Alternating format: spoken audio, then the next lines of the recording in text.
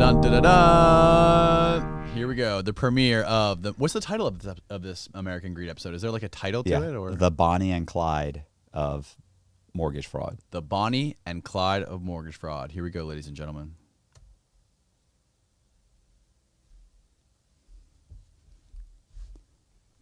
Are you gonna put it up? In this episode of American Greed, he had millions and millions and millions and millions and more millions. Matt Cox and Rebecca Hawk. Matt says, I got to get out of here. I got to leave. You know, you want to come? The Bonnie and Clyde of mortgage fraud. His plan was to get as much as he can. Look at you, dude. Look at that hairline. I know, that's... Ooh. This is rough. You look Hispanic. I was tan. And go somewhere else and do it. And That's go somewhere else and do it. Allison. So at that point, I really did. I thought, they'll never catch me.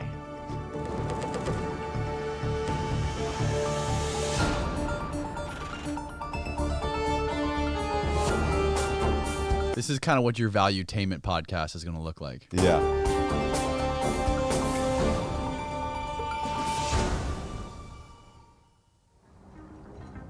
In Tampa, Florida, a young man named Matt Cox is making a killing in real estate.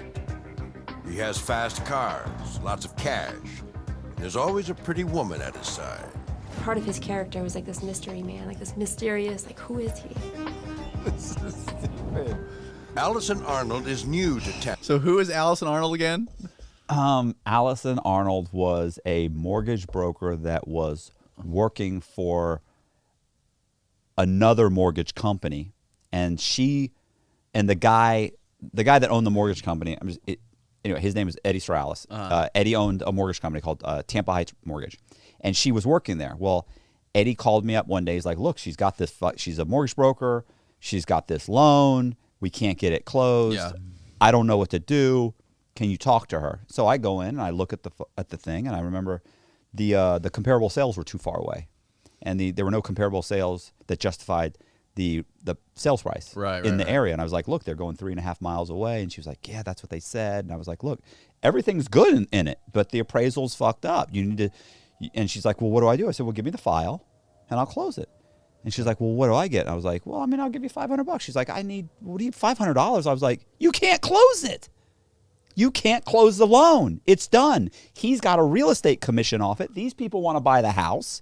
Give me the file. You're good. Thanks. I appreciate it. $500. That's what you get for a referral fee. And she's like, I really need the money. And look, you saw her. Look at her. You know, I'm a sucker. I mean, fuck, she's adorable. So, which, you know, it's wrong to, you know, judge her on that, because she was also a very smart person. Single mother, which we know I like. To Tampa, asshole. She's recently divorced, struggling to raise a young son. Allison meets Matt Cox in the spring of 2003 and quickly begins to fall for him. He had a nice place. He had really nice furniture. He was just really well connected. His friends were all young and successful. I thought the mortgage business was it.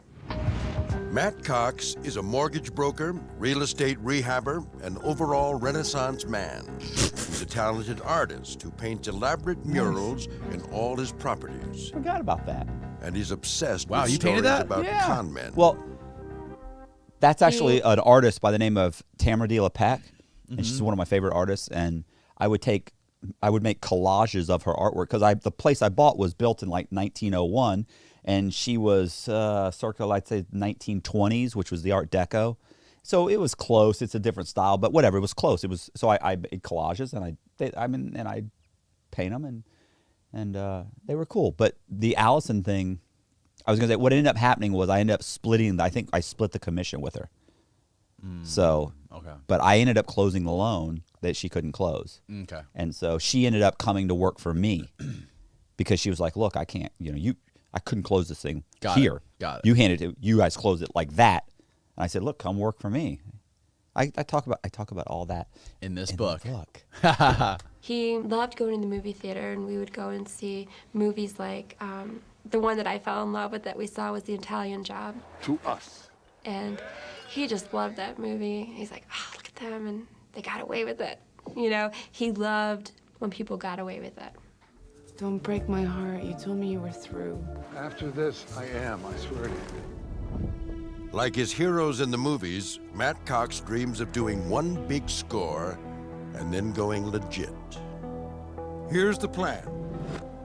He'll assume fake identities, take out multiple mortgage loans. How did they get those ID cards? I was just thinking that because I've only seen this once. I might have. Did they make those? No. Those right there. I think those are the actual ones. I think the Secret Service probably gave them to them. I mean, the Secret Service is interviewed. I'm sure they gave full cooperation. The U.S. Attorney's Office was interviewing them. They wanted this episode. Multiple mortgage loans on properties he doesn't own and pocket the money.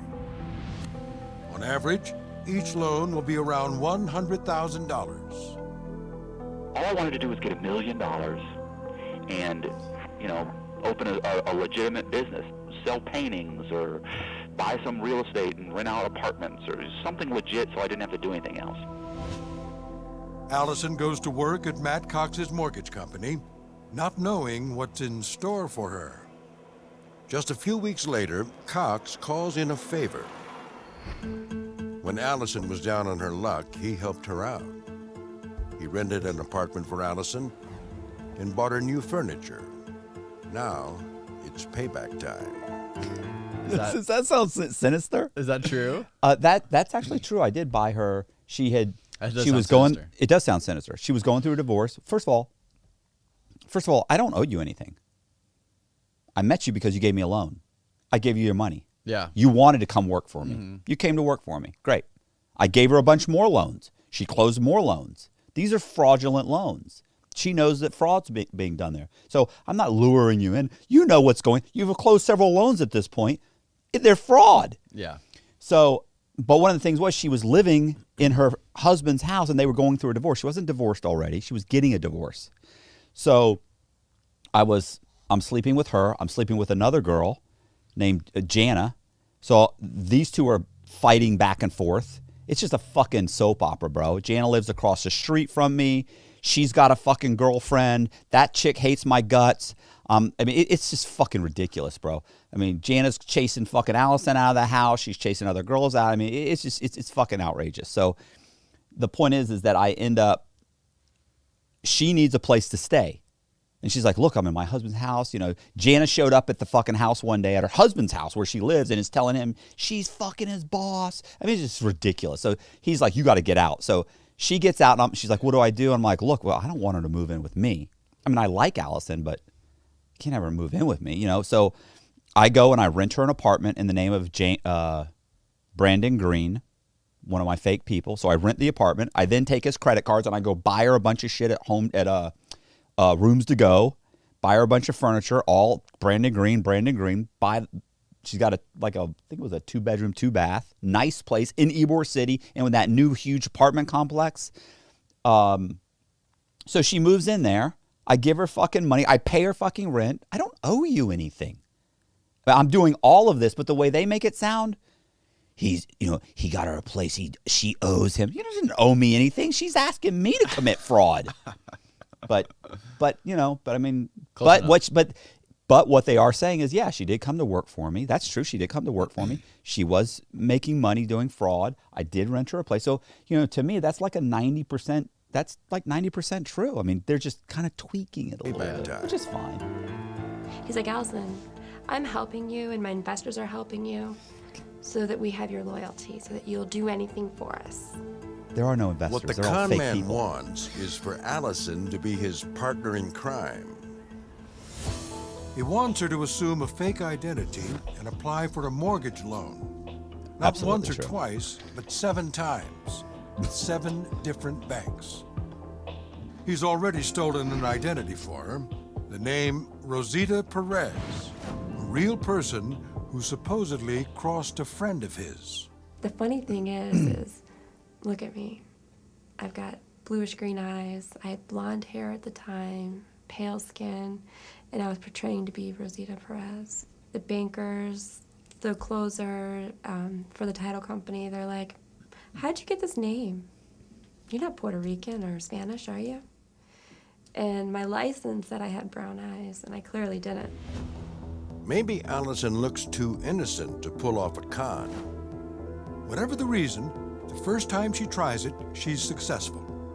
She walks away from the bank with a check for $117,000.